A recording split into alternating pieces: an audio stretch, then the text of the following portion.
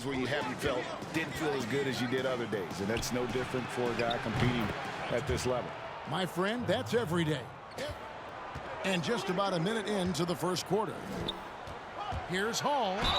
Whistle blows. Bucket is good. And he'll have a chance at the line to make it a three-point play. James looking it over. And James throws it down hard. Oh, let's go home. That was just ridiculous. Like that in a game. And guys, it's going to be a long time before we see another one just like that. Sanders with the ball. Now guarded by Saric. The Cavaliers have gone 1 of 3 from the field to start this one so far. Here's James, and it's denied. And it's going to be out of bounds. The Cavaliers will retain possession. They need a bucket in a big way here to regain some confidence. James, that's a two-pointer. And off the left side of the rim, and as that one misses. Oh, that's blocked. But they get it there. It's good. Hall's got 5. And there's the pass to Bowen. Poked away. Here's Hall. And good. Got the English that time as it falls. That rhythm and just keeps carrying it over. That's been the case for him the entire month. James trying to free himself up. The other way with it. Here's Rice. The teardrop falls in. Boy, that was a... Now Cleveland moving it up. 2 open that time. Made it look too easy.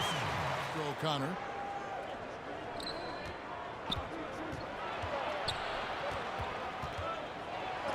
It's blocked. James outside. Can they get it? And Hilliard gets it to go. To their last win against Portland. Pass to Romero. And it's blocked. Great stretch of games for him. Yeah, you know, they've given him more responsibility, and he's responded. And the way he's going, I think his role is only going to increase. Lost contact on the shot, and now a three-point play chance as he'll head to the line. Nothing on the scoreboard yet. From deep three-point range, sinks it. What range from outside. Wow. Especially towards the end of games when the physical toll of a long contest really starts to add up. Mavericks checked in for Sanders. Back to James. Beautiful dish, and the layup goes down in the first. Fuller, the pass to Maverick. Here's Hall. Inside. And Flash gets it to go. You're losing. You know, he should be getting extra attention from the defense, not less. Now here is Carter.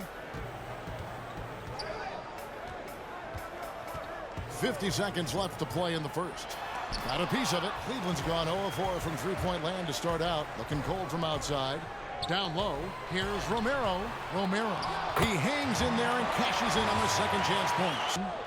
You know, he's just not taking good shots, not taking smart shots, forcing up a lot of low percentage jump there. And Flash gets it to go. That kind of energy and hustle on the glass usually produces good results. Stone dishes to James. He kicks it to Stone. From downtown, he's now 1 for 2 with that bucket. Allen passes to Hall. Just over a minute gone here in the second quarter. They get the rebound. Cooper. Good. Nice job down low. Flash has got his 5th rebound right now in the game. Here's Maverick. It's good. He scores. That's his first basket after missing his first 2 attempts. Now 1 for 3. The New York draft, obviously coming out of college, that was like a dream come true to go and play for Pat Riley and then get the opportunity. Exactly. Now here's Fresh.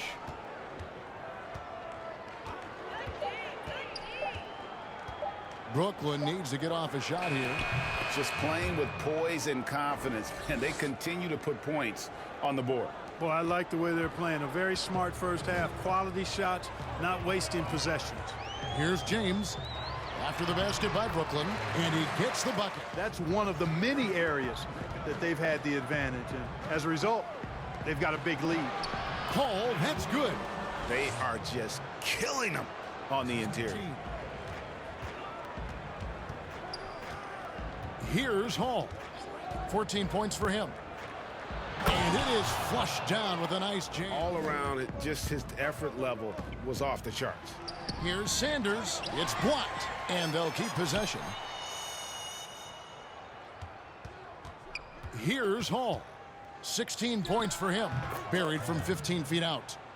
Hall. It has not been his game so far. I mean, he's trying his best, giving great effort, but little has gone his way. Hall passes to Sanders. Lays it up and banks it in. For more resistance here. Sharch finds James.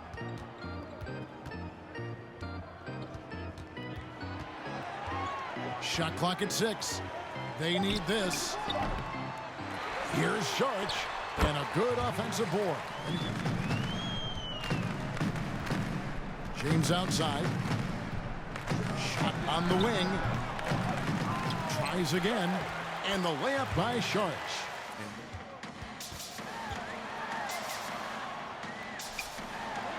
And the layup's good off the glass. The shot. Another miss by James. Boy, just cannot buy a bucket, guys. You tell you what, that's a painful quarter for him, and it's painful for me to watch, too. That's right. A great defensive play, then the emphatic stuff. Well, turning defense to offense, we talk about it all the time. Try to hit your opponent. Terrific ball movement. Really a prime example of the difference in how these teams have operated offensively. Much more individual play at the other end. An emphatic alley-oop jam. And it's Stone in for James. And then for Brooklyn, Mavericks checked in for Smooth. Cooper comes in for Isaac. And Allen subbed in for Clutch. Great job. Here's Stone, defended by Allen. And it's sent back by Allen. To the inside. Here's Sanders, ripped away. Now Cleveland moving it up. The shot's good from Carter. And they need those kind of plays. Nets leading by 14. Hilliard passes to Cooper. Here's Hilliard, 16 feet away. That's a miss. He's made one and missed one. Passes to Stone. A minute 50 left to play here in the second quarter. Elson passes to Carter. Fouled in the act of shooting. Gets the bucket anyway, so a three-point play chance for him.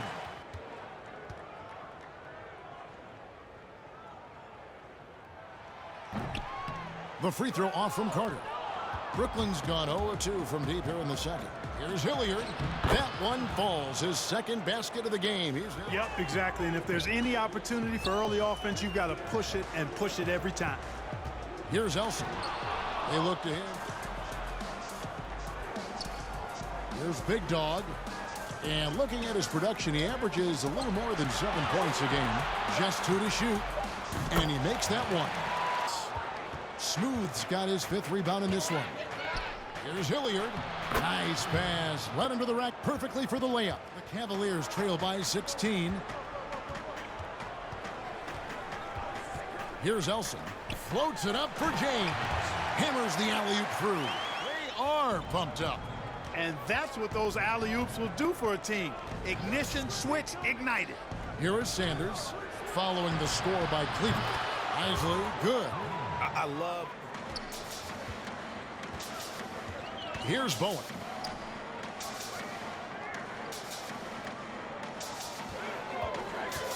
Here's Elson, and he dunks it down. Boy, he makes it look easy. He is an absolutely imposing finisher around the rim. Here's Hall. He's got 20. To the paint, here's Sanders, and it's blocked.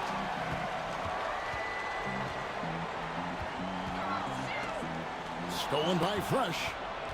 In transition, here come the Nets.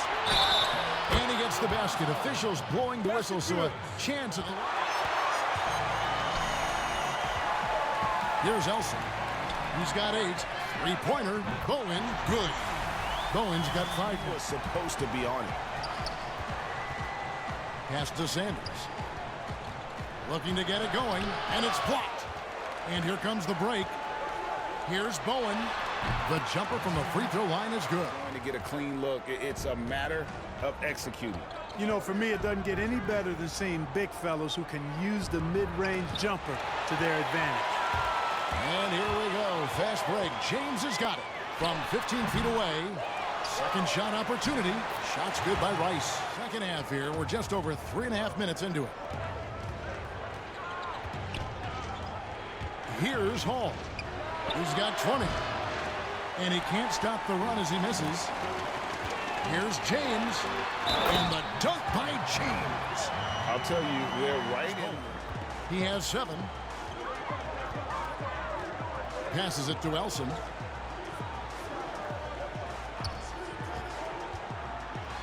There's the killer two-handed slam. You know, it hasn't been his best outing, but they still find themselves in the driver's seat here. And that one's good. James. One made 3 for him for the game. Does he focus closer in? Let's see. Here's Sanders, and Sanders throws it down. Brooklyn's gone into a slump here from three-point range, shooting just 1 of 5 here in the third. Isley, and good as it just off the mark. The Nets go the other way with it. Puts up a 3. The shot's good from Isley. Isley's got a pair of 3s now. Here's Bowen. He has 7.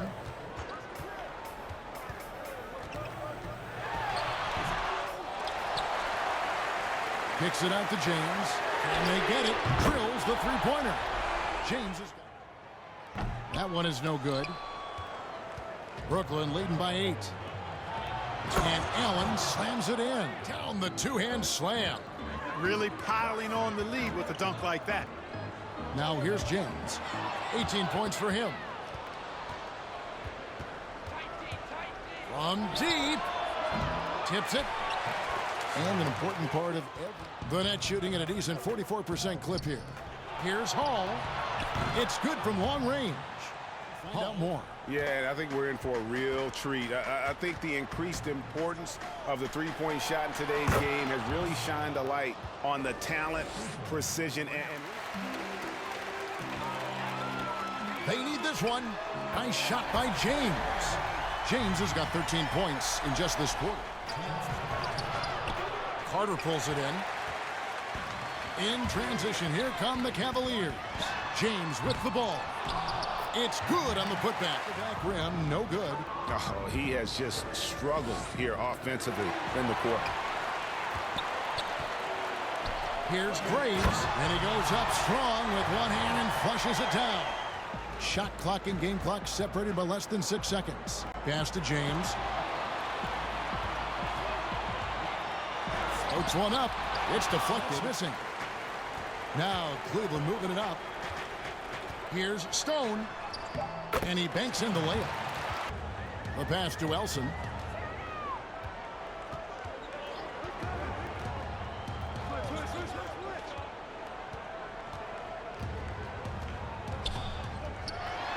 And that one is stuffed right through. And it's sent back by Allen. Inside. And it's blocked. So it looks like the Nets will retain possession here. Fourth quarter of play, and we're about 2.5 minutes through it right now. Sanders drains the three-pointer. Pick works. Cleveland's gotten off to an 0-for-2 start from downtown here in the fourth quarter. Tries it from 19. It's good, and the Brooklyn lead is picked. Brooklyn's gone 1 of 2 from three-point range here in the fourth. Pass to Isley.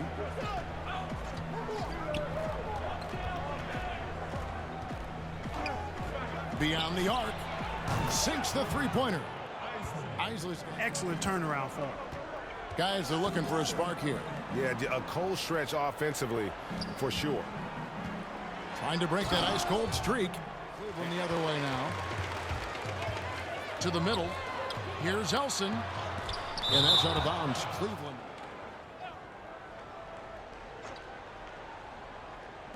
Brooklyn on defense.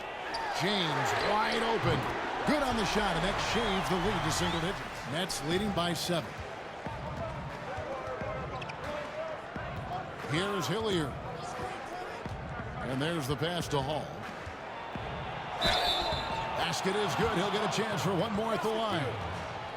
Good, solid execution inside. That's exactly the look you want. Leading by 7. Here is Hilliard. Pass to Hall. Shoots the 3. And again, Brooklyn with the triple. Shooting from beyond the arc here in the second half. No question about it. They found a nice rhythm from deep. Hilliard passes to Sanders. 2 points. That one goes. For a moment, that's his killer instinct, just fanning the Flames. Yeah, I love the fact he doesn't play the score. He just keeps coming, attack mode. He doesn't know how to step off the gas pedal. Pass to James. Clock at 6. Kicks to Sharnich. Back to James. Uses the glass to finish the layup. Few bright spots for them trying to will this team to victory. Passes to Hall. Lets it go with the 3. The three-pointer is right on target. Now here's James. He's guarded closely. The pass to Bowen. Looking to get back on track here. And it's blocked.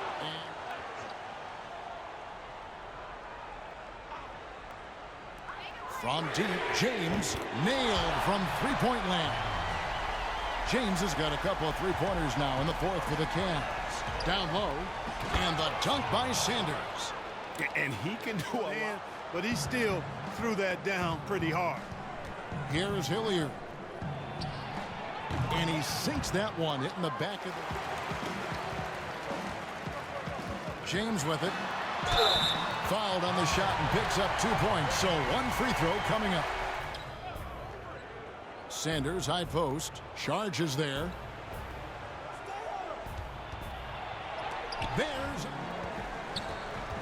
Here's Elson. It's so Cleveland will take it the other way. Here's James. And the dunk by James. And on the wing, James. Here's Sharch. And the basket is good.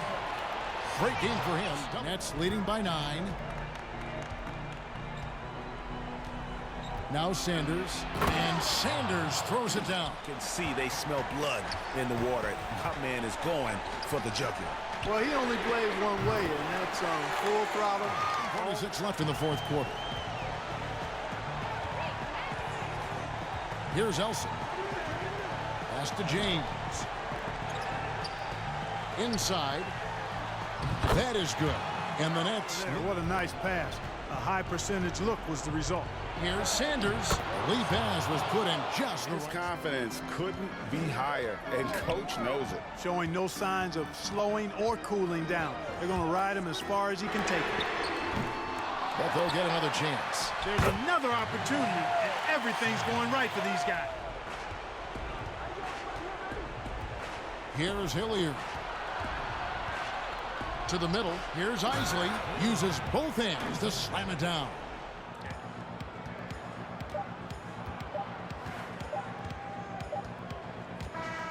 And so it's Brooklyn easily grabbing this one. What a game. So it was pretty much close for the entirety of the game despite some hiccups on the Cavaliers' end. But you see that here. We have Bayu James, who had 38 points, 7 rebounds, 6 assists. And he shot 39% from the field, whereas Adrian Hall shot roughly 41% from the field. He had 35 points, 6 rebounds, 8 assists, and 4 steals. We have Fab Elson, who had 18 points, Sarunas Saric, who had 16 points, and Ronnie Sanders on the net side, who had 22 points, 11 boards, and Quinn Isley, who had 16 points and 6 boards. And so you'll see that there's a big drop off between the points between the Cavs and the Nets.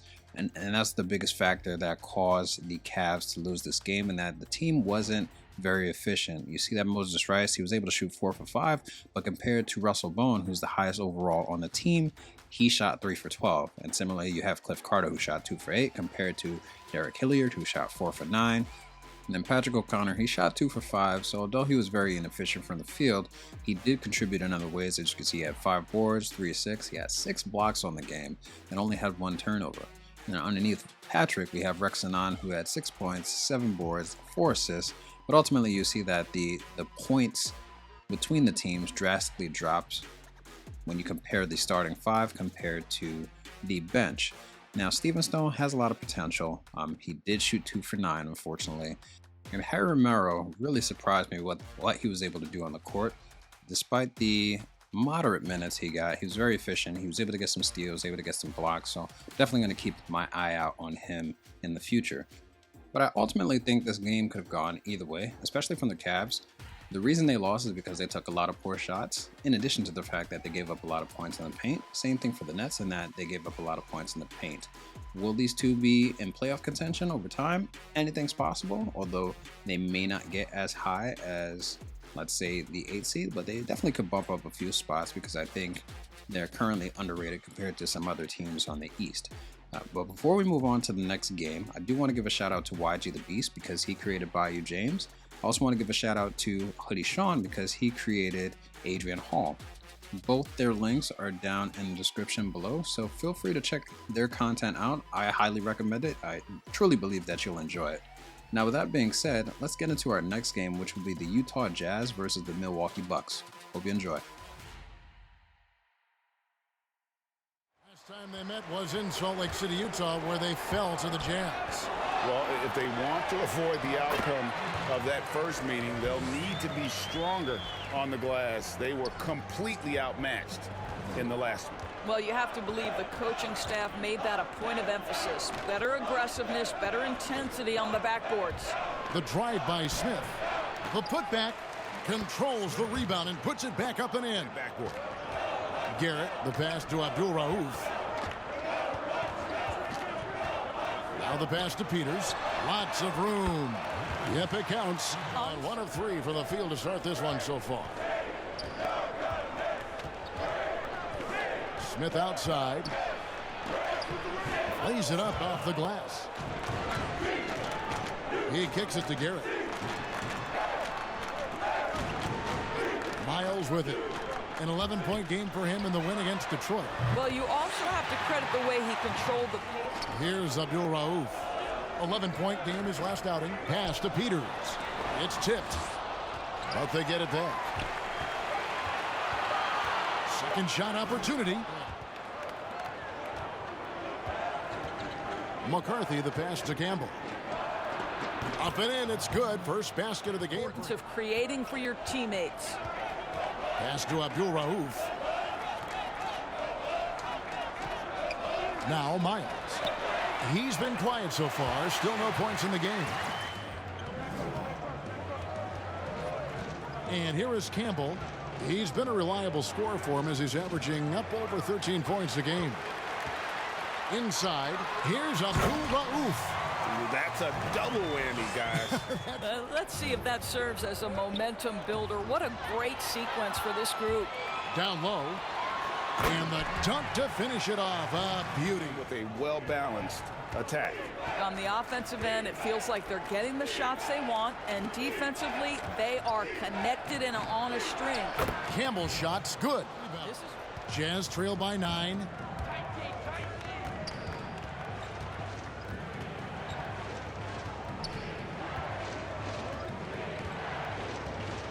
Puts one up from 19, and it's good off the back of it. Here's the lob to the hoop, and Campbell throws it down. Oh, he's taken 2 and missed 2. To the inside. Campbell's shot's good. Milwaukee leading by 5. Here's Kellogg. He's been patient so far. Nothing on the scoreboard yet. Passes it to Purdue. It's blocked. And here is Prez. It's deflected. Smith against Miller.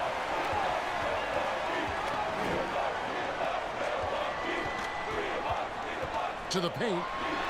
Shot's good by Abdul-Rauf. With just over a minute gone, it doesn't go for him. And it's Miller with the jam. Bucks leading by 9. And here we go. Here's Suarez, and there are the Bucks with another bucket. Second quarter of play with almost 3 minutes gone. Miller, the pass to Suarez. Here's Kellogg, still getting warmed up offensively. No scoring yet from him. Here in the second quarter, about 3 minutes played. Fires from the wing. And a little luck that time.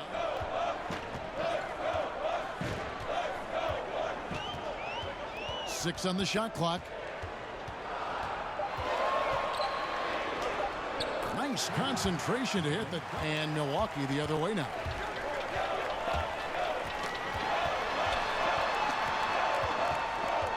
Miller kicks to Peters.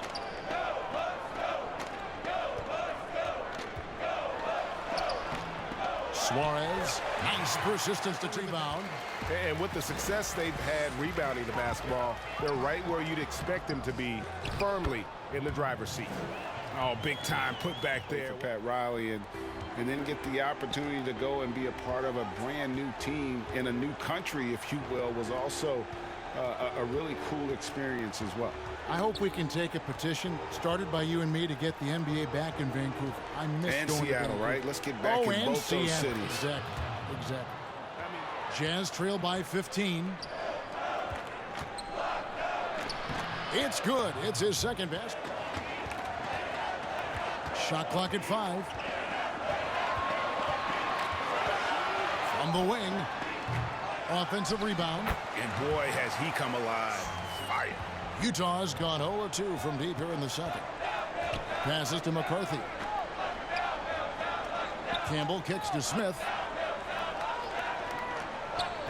Here's Gamble.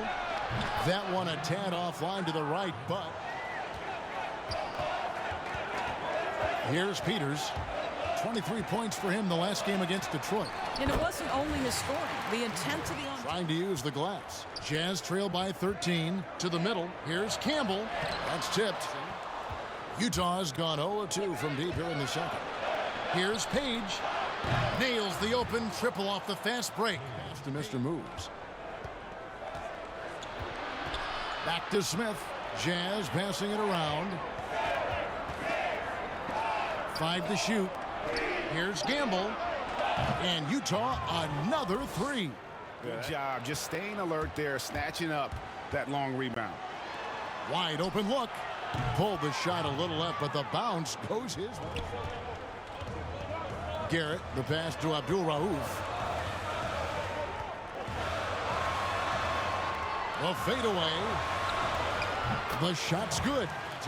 And Milwaukee the other way now. The biggest lead of the game, 15 points. And doing much better now in that first quarter. Here is Smith. He's got 9. Mr. Moves passes to Smith. A floater. Just 5 on the clock. And with that, the Bucks lead is cut down to just 8 points. Opted to pass up his own shot and dish to a teammate instead. Here's Kellogg.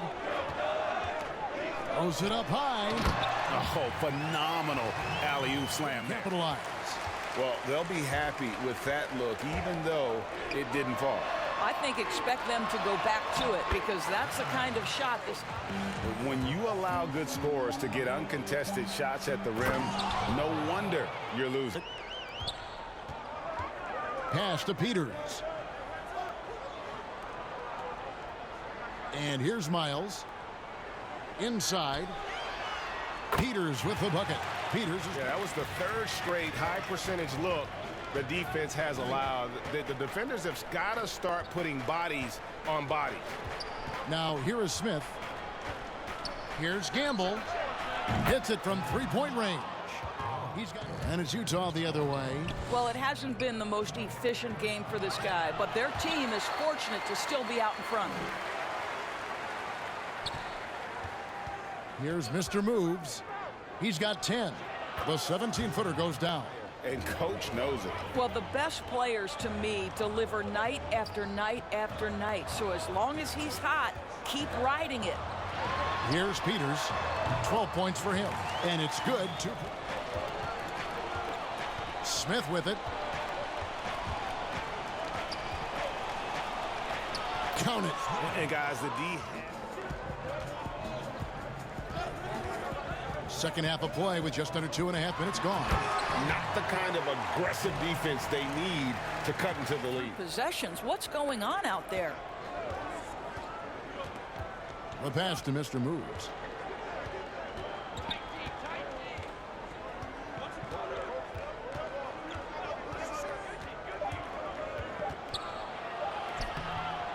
Second chance shot, and the layup is good. Here's Garrett. Passes to Kellogg. And he banks in the layup. He's got... And hard work on the glass. Once again, guys, they put a lot of effort and focus on the backboard. Garbage man still looking for his first bucket in this one.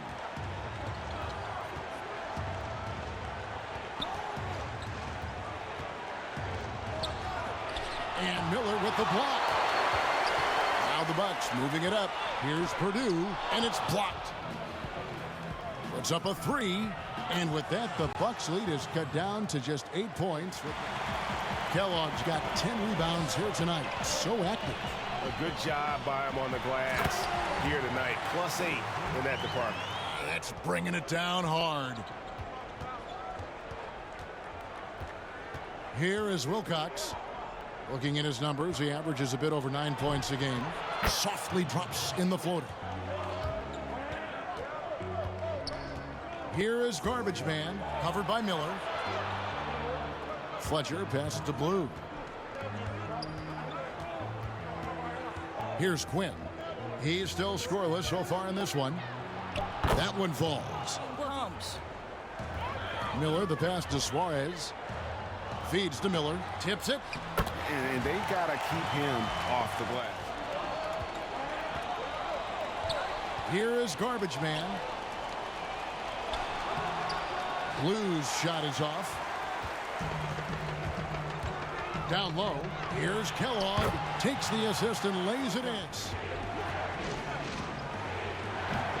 My goodness, how about that miss? I mean, that's 2 easy points that they just given away. Attacking in transition. He sure does. Lots of competition, though, in the running this year to get that big invite. So there you go.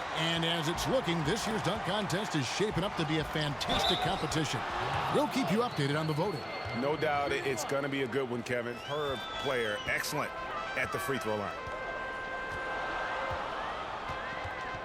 Now, here is Miller. He's got 9. Knocks it loose, and they're on the break. Here's Page. Up again. Yeah, and how about the stick to it? Here is Garbage Man, covered by Miller, and stolen by Miller. It's blocked. Out left to the wing. Here is Garbage Man. 5 on the clock. The pass to Hardy. And again, it's the Jazz from deep. Nice. Right side. Now here's Prez. Tight defense on him. Passes it to Wilcox. Nice ball movement by Utah. Here's Blue. Releases. Again, the Jazz score. Miller, the pass to Suarez. 1:12 left to play here in the third. Miller with a wide open look. The offensive rebound. Here's Abdul-Rauf. Well, it was only a matter of time, but they finally get the bucket. Milwaukee has gotten blank from three-point land so far in the third. Still 0 for 3. Suarez, the pass to Peters. And he makes the bucket, gets the whistle, and now a three-point play chance here for him. Left to play in the third. Pass to Blue.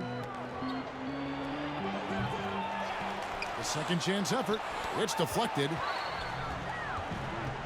Garrett at the elbow. Suarez, the pass to Garrett. Here's Peters. Lets it go from deep.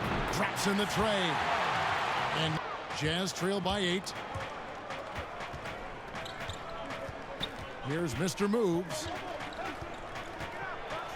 And he makes no mistake on the shot. Grip on that rim, too, after the finish.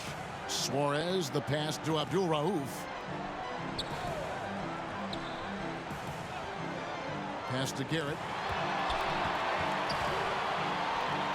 Here's Maverick. Shot clock at 6.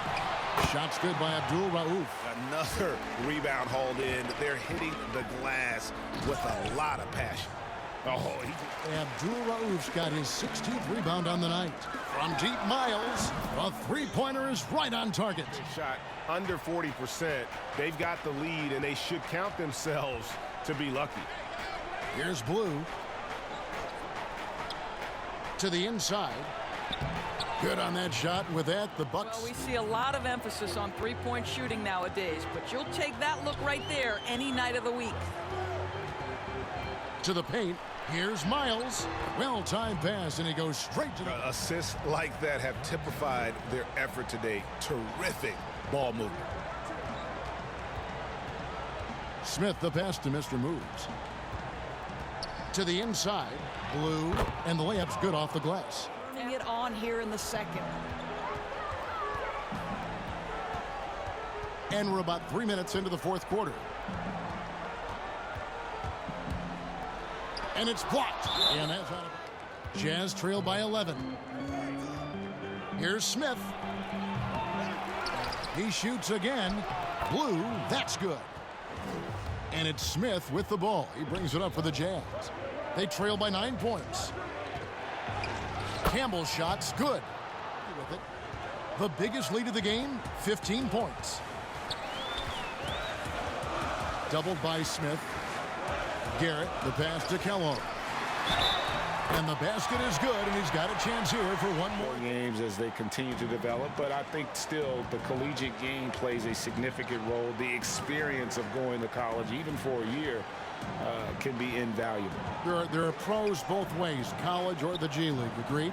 I do. I'm just glad it's not a one-size-fits-all proposition. Now you have the option. Not every kid wants to go to college. A lot in delivering on his opportunities.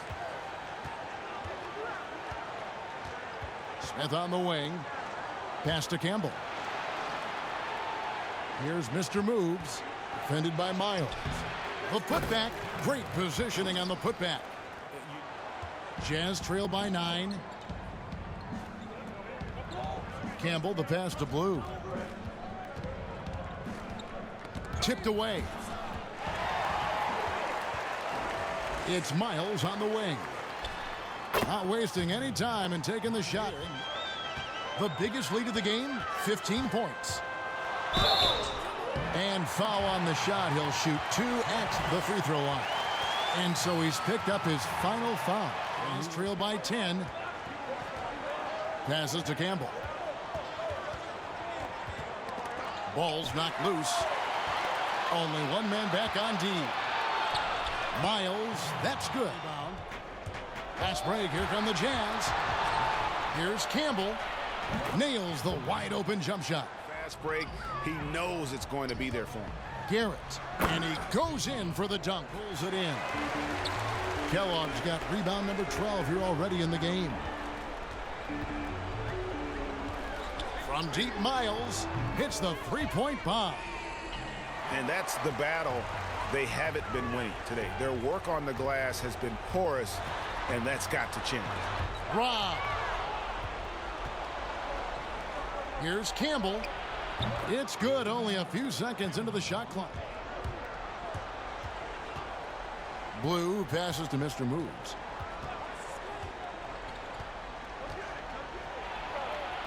Again, the Jazz score. 1:53 left in the fourth quarter. Fouled in the act of shooting. Gets the bucket anyway, so a three-point play chance for him. Including the late, great Kobe Bryant. I'd love to hear your thoughts on playing against Kobe.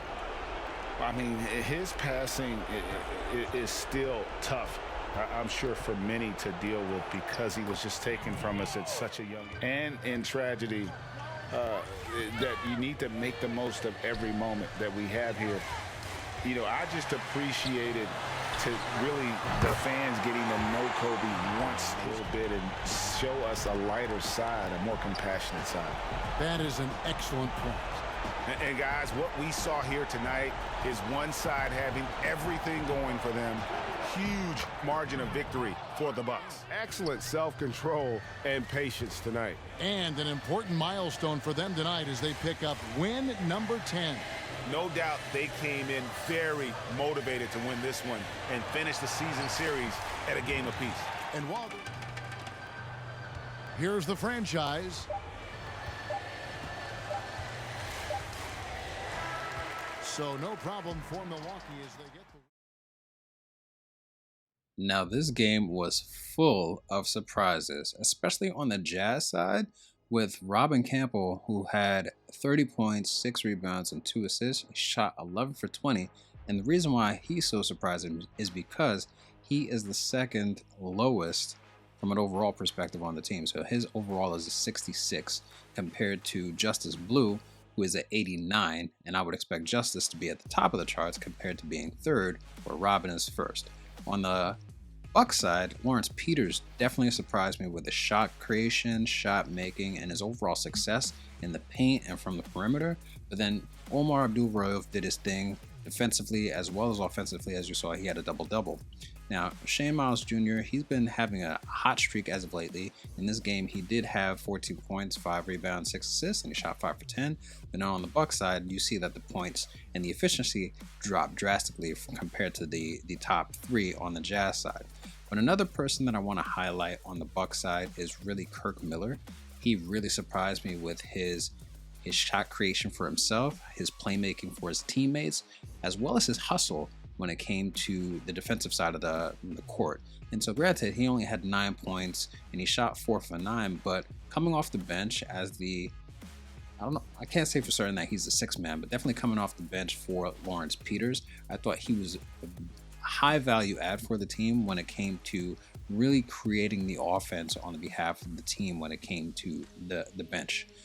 And so if you look at the score right now, Bucks obviously won 118-104, but they dominated a lot in the paint as well as fast break points. And you see even the bench dominated the Utah Jazz, which I found very interesting. But nonetheless, I thought this was a very fun game to watch. And I'm definitely looking forward to see how the Bucks develop on the Eastern Conference. And I do think the Jazz has potential to go far in the West.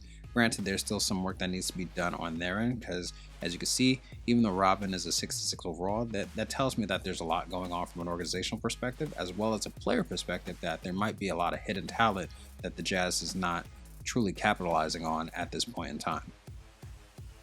Now, when it comes to the week for the Lakers, it's got to be a pretty moderate week with the exception of the Grizzlies and the Spurs. Previously, we won against the Thunder and we beat them very, very, very badly. But when it comes to the Grizzlies, I'm not necessarily sure how we're going to perform against them. I didn't do any scouting. When it comes to the Spurs, you guys saw that we lost against the Spurs a few weeks ago. And so we're hoping to get some revenge this week around. And then this is going to be our first game against the Pelicans.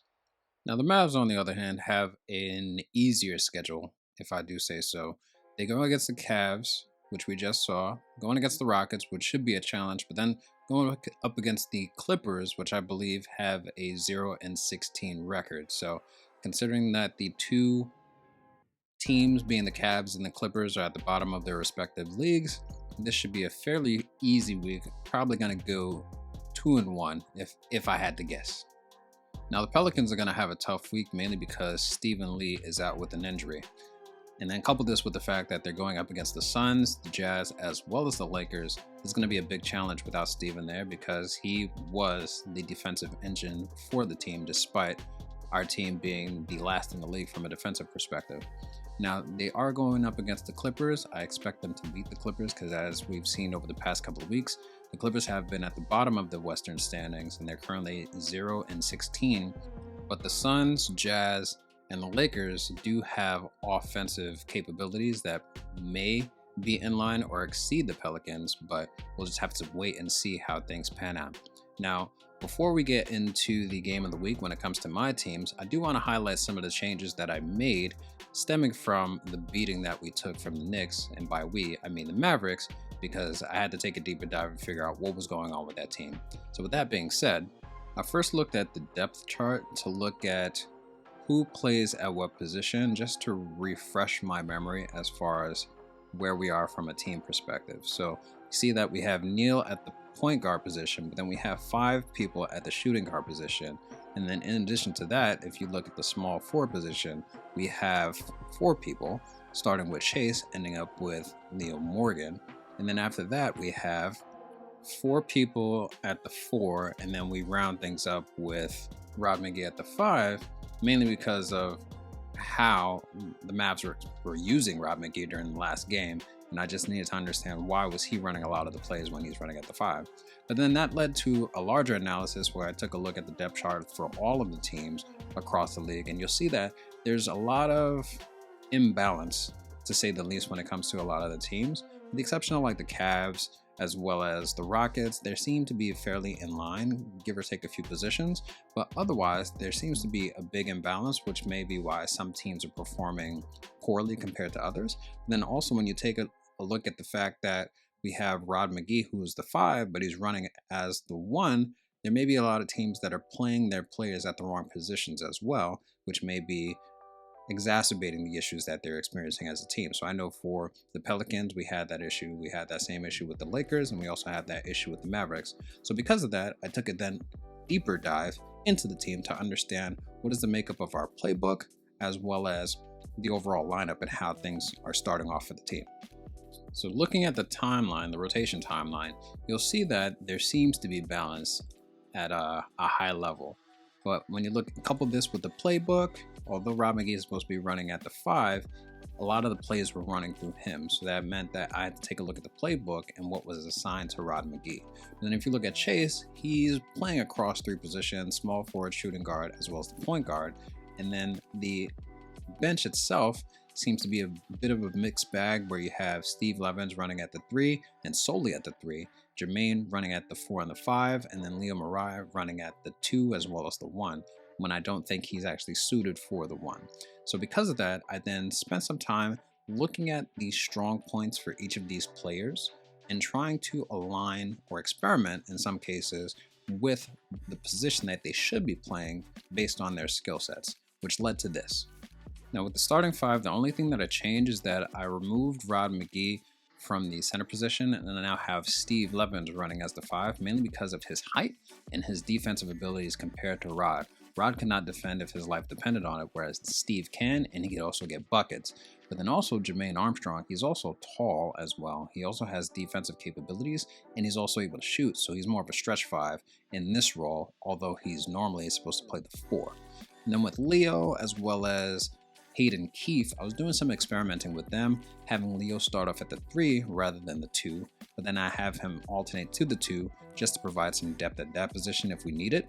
And then Hayden Keefe, he's very strong on the interior defensive aspect, and so I wanted him to focus on the 3 because we were lacking that from a bench perspective. And then finally with Seth, although he's a 4, I did notice that he has a lot of playmaking abilities, and he's also able to shoot well from the perimeter. So I wanted to give him a shot as running at the 1, whereas Rod could serve as the 2 and potentially the 1 later on after we've established ourselves in the game, just to see how things will work out. But the core 4 being Neil Upshaw Jr., Brevin Ivy for the time being because Eddie Lau is currently injured. And then we also have Chase. He's going to mainly run at the 3. He'll give some timing as the 1 just to make sure that the offense, when they switch out, they have somebody in the starting lineup doing their thing. And so as I mentioned before, I did take a look at the playbook and looked at what priorities are associated with each of the players. And then when I got to Rod McGee, I looked at what was listed for him, and it just didn't make sense for me because I think the very first thing he had was pick and roll ball handler. Secondly, he had the mid-range, and then thirdly, he had 3-point, and being that he was at the 5, there's no reason why he should have isolation as part of his priorities. So considering that I was going to have him at the 2 as well as potentially at the 1, I decided to switch some things up and change things around for Rod, but I also did the same thing for the rest of the team just to make sure that what I'm aligning them to from a rotation perspective also aligns from a play perspective based on the position, if that makes sense. So I did this for the Lakers as well as the Pelicans before the week started, so we'll see how things pan out and if things actually improve for a lot of these teams when they go up against these matchups during the week. And with that being said, let's get into our next game, which is going to be the Lakers versus the Pelicans. Hope you enjoy.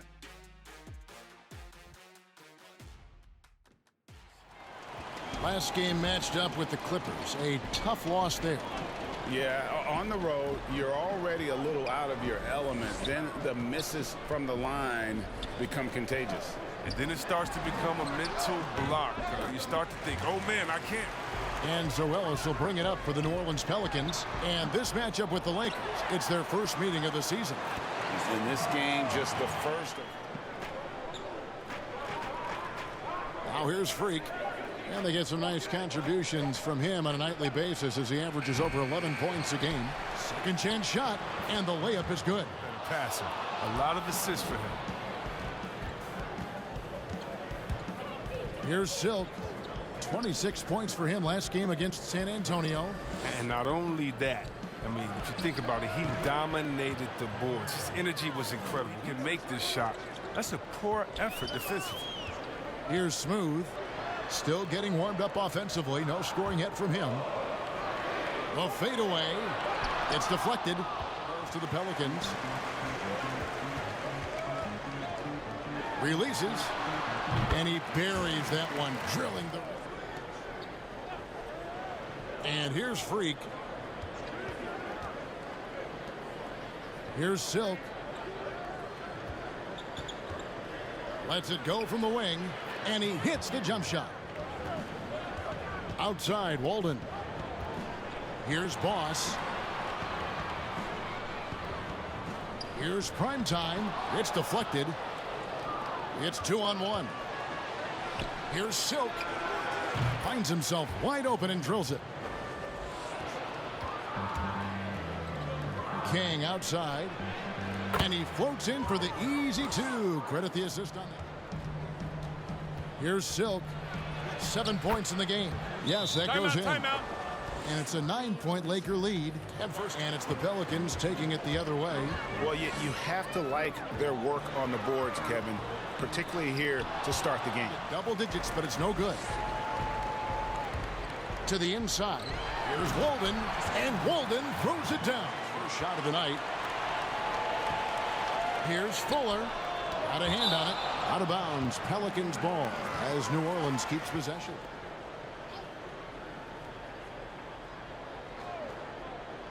Off the inbound. And it's good on the way in. He's got 9. Pass to Thunder.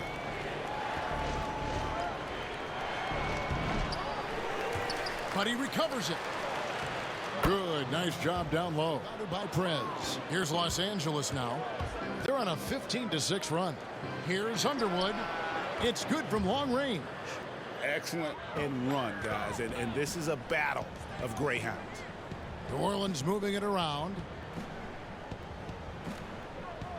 Here's the great one. And New Orleans will come the other way. And we've played through the first minute here in the second.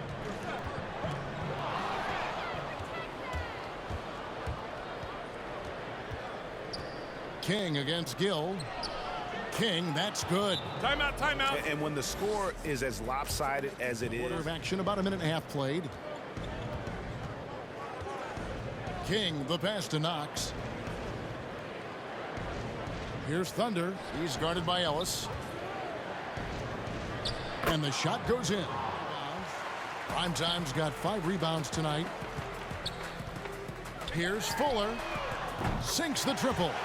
Smooth's got 4 points now. From deep sometimes. I mean, when he gets clean looks, he's got the ability to do some damage out there. Here's Silk. 9 points in the game so far.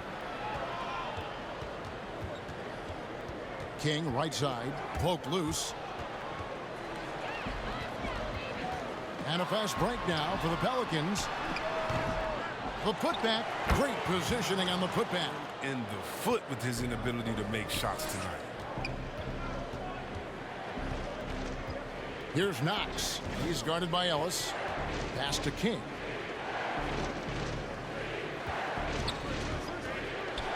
And oh, he blocked it and deflects off the backboard.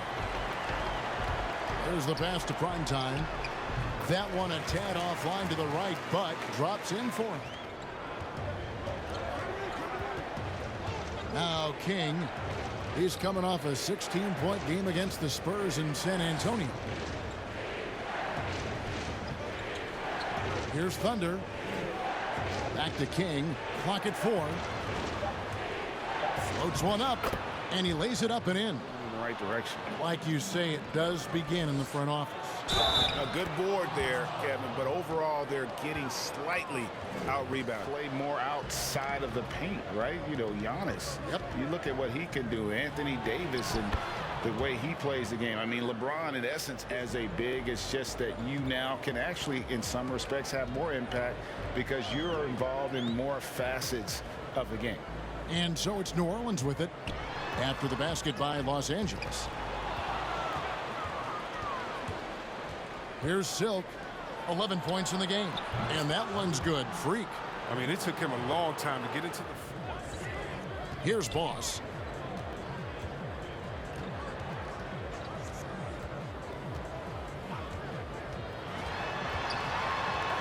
Down it goes for his third basket in as many tries.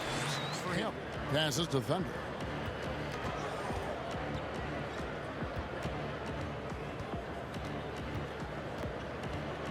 Just 5 to shoot. Here's King. That one's in. Only his fourth. Thunder's got his 8th rebound here tonight. Pull-up jumper. And the Lakers tack on 2 more. Pelicans trail by 18. Here's Gill. Over to the left wing. To the paint. Here's Boss. Got a piece of it. Los Angeles. Rain Man's got his 5th rebound in this one. Evans outside. To the middle. Here's Thunder. Lays it up and banks it in. After that ragged first quarter, they're getting some momentum, some confidence. Nice flow. Pass to Boss. Down low. Here's the great one. There's another ball. Would be disappointed if it stays exactly the same as it is right now. Take a look at Boss. There are a few players ahead of him in the voting, but if he holds on to his spot at number 5 on that list, he'll have a place in the three-point contest waiting for him. And if anything, I bet he moves up the list. I mean, how could you not have this fella taking part in this contest? Just to try to settle things down. Here's Gill. To the right side. Pass to the natural. Here's Kent. Nailed from three-point land. And here is King. 12 points for him. In the corner, it's Freak. And they wasted no time getting those 3 points back. Freak's got 9. All you need to know. They're having trouble getting going here in the second half. I mean, that's their 4th miss in 5 attempts. One-on-one fast break.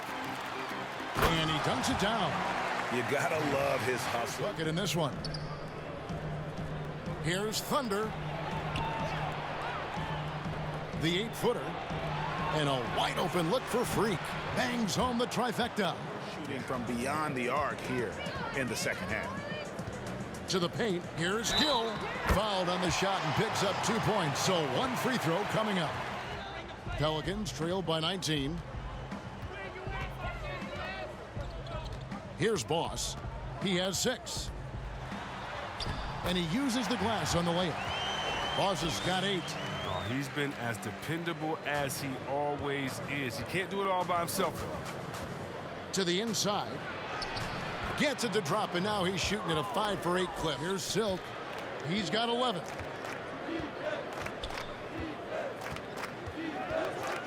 And the pass to King.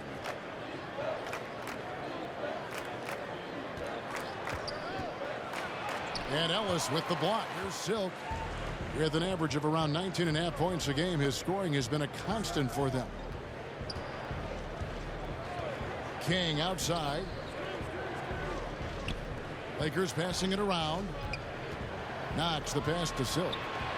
And another 3 for the Lakers. That's his killer instinct, just fanning the Flames. Oh, yeah, and that's what you love about him. He shows no mercy, even with a comfortable lead. The rookie class has to offer. I mean, that's some great company. I think he'd like to stay right in that mix. Here's Rain Man. He's averaging around 5.5 points a game. Passes it to Thunder. Kicks to Freak. 3-pointer. They get it back.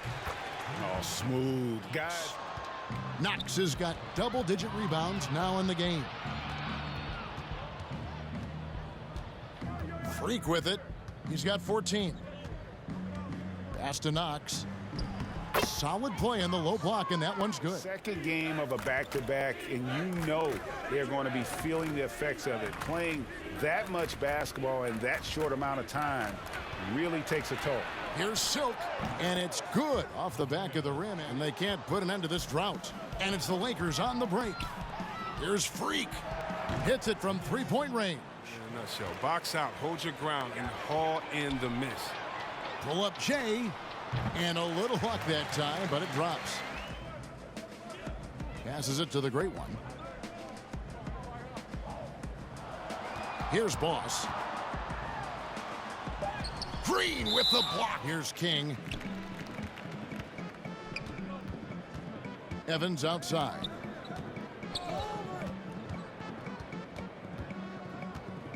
Pass to Moss. King inside. And there's 2-point.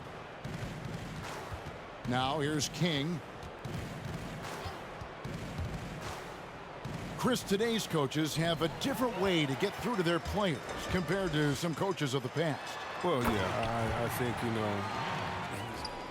Chris, we've seen in the three-point contest, they've added a pair of deep shots worth extra points. You know, if the league decided for the All-Star game to test out a 4-point line, what would you think of that? 5 to shoot. Shoots a 3. Gets it to go from beyond the arc. Knox. Pass to Silk. Well, if you're just tuning in, welcome. We've got about 3.5 minutes gone here in the fourth quarter. And the best, they are 2 of 6. Knox, the pass to Underwood. Now, Freak. Pass to Knox. Basket counts. Knox is... New Orleans has gone 1 of 2 from three-point range here in the fourth. Here's Fuller. Hits the three-point bomb. Well, he's not gonna, but you can't leave them all alone. Passes to Thunder. Puts it up from 15. And good. Got the friendly bounce off the right side of the rim. Little fouls, and some have suggested instead just tacking on an extra free throw when a player commits their 6th+ foul.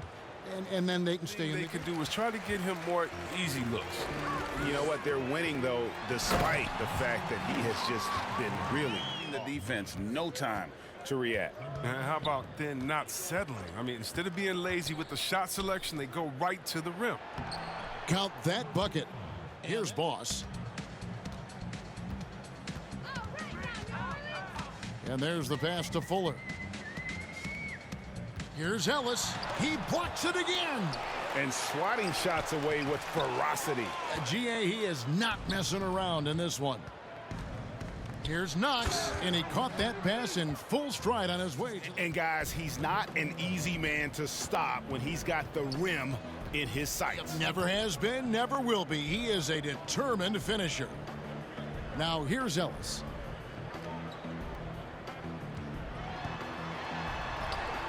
Good on the bucket. And that's almost... Lakers have gone 7 of 15 from the floor here in the fourth, right around 46-47%. Silk passes to Freak. Down low.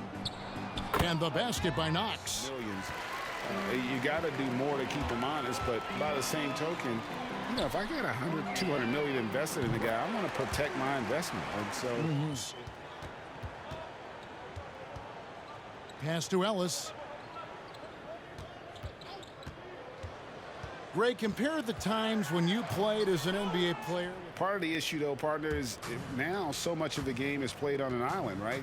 You don't have the crowds that you typically would see guys in back in Iowa. Silk passes to Knox.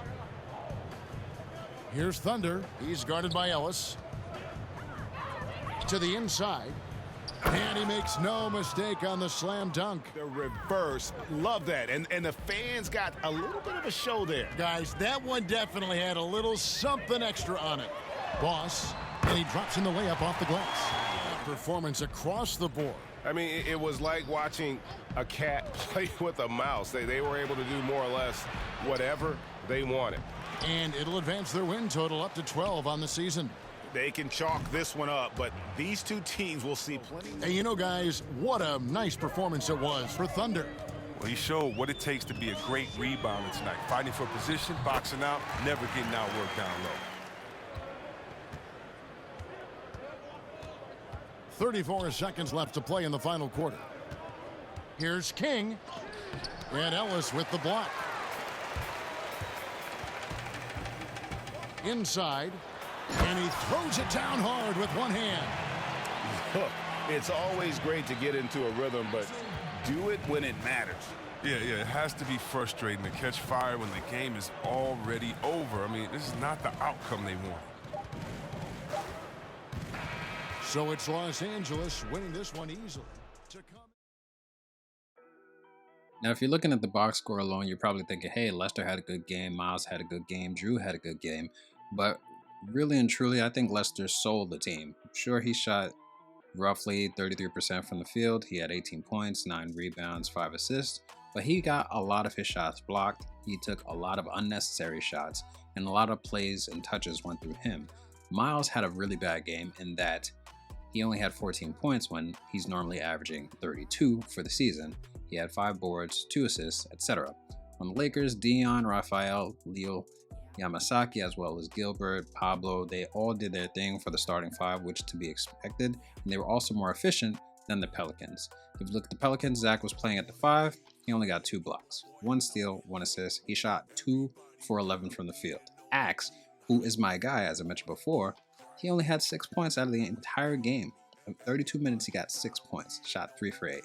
And then Henry Fisher, he had 5 points, shot 1 for 2. I'm not too upset with that, but mainly the starting 5 was simply not the starting 5 compared to the Lakers, who were there to play. Now, the Lakers weren't efficient by any means, but compared to the Pelicans, they were looking like gods compared to the Pelicans looking real dusty. Mike Manis, despite his size and how he plays in practice, he only shot 1 for 7. Michael Kent, 1 for 5. 4 points, 3 points, and it was just downhill for the Pelicans, to say the least. And if you look at the comparison, Pelicans shot 30% from the field, 26% from the three-point line, compared to the Lakers 41% and 38% respectively. And although the Pelicans got to the line more than the Lakers did not miss a free throw shot. Looking at the points in the paint, as you can see, Pelicans gave up a lot, but so did the Lakers. So their defense is a bit suspect, but I did not expect the Pelicans to get blown out the way that they did, considering the changes that we made. And so I need to take a secondary look at the team, see where we can make some changes to get some defensive pressure on our opponents compared to what I saw today in this game. And also, how do we figure out to get the ball around so that Axe is taking better shots, Miles is taking better shots, and etc. The only way Lester really scored is if he was in the interior and for the 3 or 4 shots he made from the perimeter. But outside of that, the majority of his points came directly under the basket, which isn't great. And then Miles wasn't taking great shots as well. So this was very disappointing to watch. Good game to the Lakers because they played very well compared to the Pelicans, but we still have some work to do to get them in a better position so that they can move up in the standings. Now, speaking of standings, I was actually wrong. The Lakers had a so-so week, ended up being 2-2 instead of 3-1 as I originally thought. Won against the Thunder, lost to the Grizzlies by 1 point, and we also lost to the Spurs. We gave up 6 points in the last minute when the Spurs were actually down, and the Lakers could have won that game, but they ultimately gave it up, and Spencer Hwang and his team, they were able to eke out the win yet again. And then as we just saw, the Pelicans really just got mopped by the Lakers, and like I said, they were just looking real dusty. And I'm sad to say that, but we still have some work to do when it comes to the Pelicans. The Mavs threw my predictions out the window. I expected them to win against the Cavs, but as you can see, they lost by 1 point against the Cavs. I expected them to actually lose against the Rockets, considering how the Rockets played against the other teams that I saw, and they actually beat the Rockets by a good amount. and then ultimately they beat the Clippers by a large margin as well, which is what I expected considering where things are with the Clippers. Now finally, when we take a look at the Pelicans, we got crushed, man. I expected to lose against the Suns. I didn't expect to lose that badly. We eked out a win against the Jazz. We got crushed by the Clippers, and I know earlier I said that the Clippers were 0-16, so they literally got their first win. They're now 1-16, and that one win was against the Pelicans. And then we also got crushed again by the Lakers, and so you'll see that we also started off with the next week and we got crushed again by the Thunder by 20 points, and things are not looking good for the Pelicans right now. So I'm going to go back to the lab, see what we can do to change the tide, because right now we're on a 3-game losing streak, and that doesn't sit too well with me. Now it's my favorite part of the week where we get to look at the week standings, and we do have some movement yet again on the West. The Rockets are now at the top, jumping up from the 2nd seed to the 1st, and the Spurs fell down from the 1st seed down to the 2nd seed. The Suns jumped up 3 slots, from the 6th seed up to the 3 seed. Lakers fell down to the 4th, and the Kings jumped up 4 slots up until the 5th seed. Timberwolves fell down by 2, down to the 6th, and the Warriors, they fell down 2 again, falling down to the 7th, and the Mavericks fell down 1 to the 8th. Now looking at the bottom of the league standings, or the bottom half I should say, for the West, we have the Jazz, who fell down 1 slot, the Thunder, who actually jumped up 2 slots, Nuggets are still at the same spot at 11, Pelicans fell down 2 slots, and they're now the 12th seed.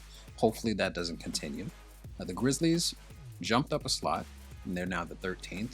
The Trailblazers are down a slot, so they're now 14th, and Clippers are still at the bottom with a record of now 2-18. And now with that being said, let's take a look at the Eastern Conference so we can wrap this video up. Now just as before, the Eastern Conference has a lot of movement. With the exception of the Knicks, they're still at the top, just as they were last week, but the Raptors are now back at the top of the standings, jumping up from the 6th seed up to the 2nd seed. The Bulls also had a big jump of 4 slots, moving from the 7th seed to the 3rd. The Celtics stayed at the 4th, fortunately for them, but the Hornets actually fell down 3 slots from the 2 seed down to the 5th. The Bucks jumped up 3 slots from the 9th to the 6th, and then we have the Hawks, the Magic, and the Heat all falling from their previous positions last week, with the Magic falling 5 slots compared to where they were last week. And the Pacers, they're still at the same slot at 10. Wizards actually jumped up a slot from 12 to 11. 76ers fell down a slot from 11 down to 12, and I know they've been having a lot of chemistry issues because Randall Cameron is looking for a trade. So I'm going to keep my eye out to see if we can make some moves related to that, see if the Lakers could use him or if the Mavs could use him and what we have to give up for that. But then outside of that, at the bottom of the East, the Pistons, the Cavs, and the Nets, they've remained at the same slot they were at last week. Even though they were able to get some wins, they were also able to tack on some additional losses, which is why they stayed in place. But that is it for today's video. I do hope that you like the new format. Leave a like, leave a comment below, letting me know if you like this new format compared to what we had in the previous week. I mainly wanted to show more of the game so you could get a better feel for the players as opposed to just watching a quarter or maybe 2 minutes of gameplay, because that doesn't really give you more insight into how the teams are playing and what the players are doing. So with that being said, like I said, I enjoy watching this. I hope you did as well. And until next week, I hope you have a good one. Later.